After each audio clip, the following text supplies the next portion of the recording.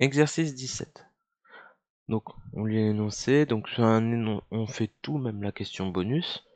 Si vous avez des doutes, comme d'habitude, vous mettez sur pause régulièrement pour pouvoir reprendre. Donc, on construit une pyramide, un château de cartes plutôt. Donc, à n niveaux.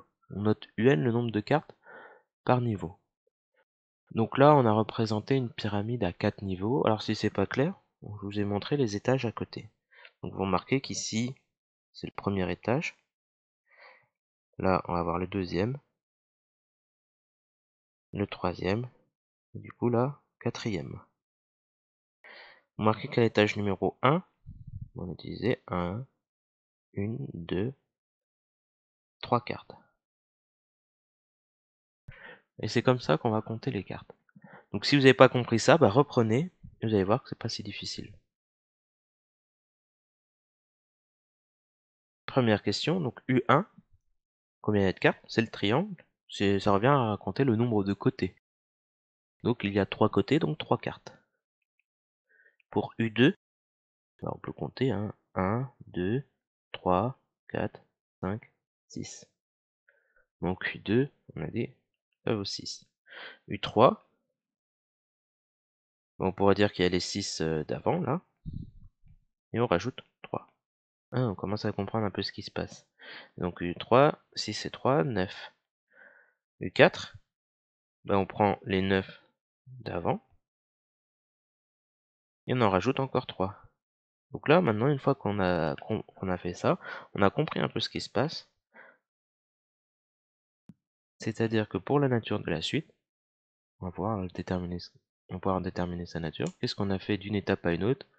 Bon, on a rajouté 3 cartes. Donc là, il faut rédiger ça concrètement, c'est ce qu'on vient de faire. Pour passer d'un étage à un autre, on a rajouté tout simplement 3 cartes. Donc on a une suite comment?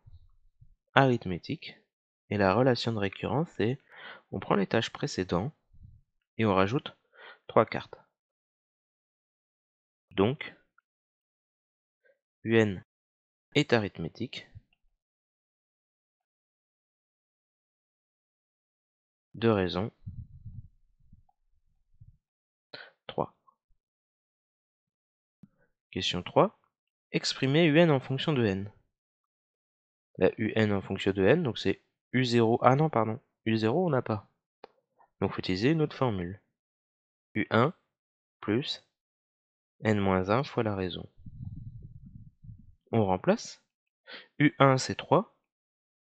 N-1 et la raison, on a dit que c'était 3 aussi. On développe. 3 plus n-1 fois 3, donc le n fois 3, 3n. Moins 1 fois 3, donc moins 3. Les 3 simplifiés, ça nous donne juste 3n. Question 4. Combien de cartes possède l'étage numéro 20? Ben, ça revient à calculer U20. Donc 3 fois 20, il nous donne 60. Et on conclut, on fait notre calcul.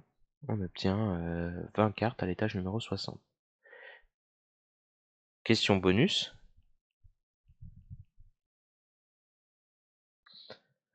Déterminer le nombre de cartes nécessaires pour fabriquer un château de cartes à 20 étages.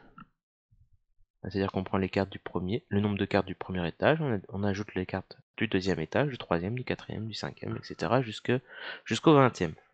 Ça revient à calculer U1 plus U2 plus U3, etc. plus U20. On calcule ça. Donc U1 c'est 3. U2 on pourrait dire que ça vaut 6 si on veut. Mais moi je vais plutôt utiliser la formule avec UN c'est 3 fois N. Donc au lieu de dire U1 c'est 3, je peux dire que c'est 3 fois 1. U2, 3 fois 2. U3, 3 fois 3. Plus 3 petits points, plus U20, 3 fois 20. Si vous avez mis 3 plus 6 plus 9 plus etc. plus 60, là il faut faire un petit exercice mental et comprendre que c'est tous des multiples de 3. Alors que si vous avez bien écrit 3 fois 1, 3 fois 2, 3 fois 3 et 3 fois 20, vous voyez tout de suite qu'on peut factoriser par 3. Donc c'est pour ça que je vous conseille de faire cette étape-là à chaque fois.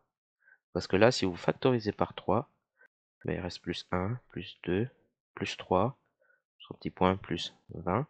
Et 1, 2, 3, etc. jusqu'à 20, vous savez calculer très simplement. C'est la formule qu'on utilise d'habitude. N plus 1 sur 2. Donc 20 fois 20 plus 1 sur 2.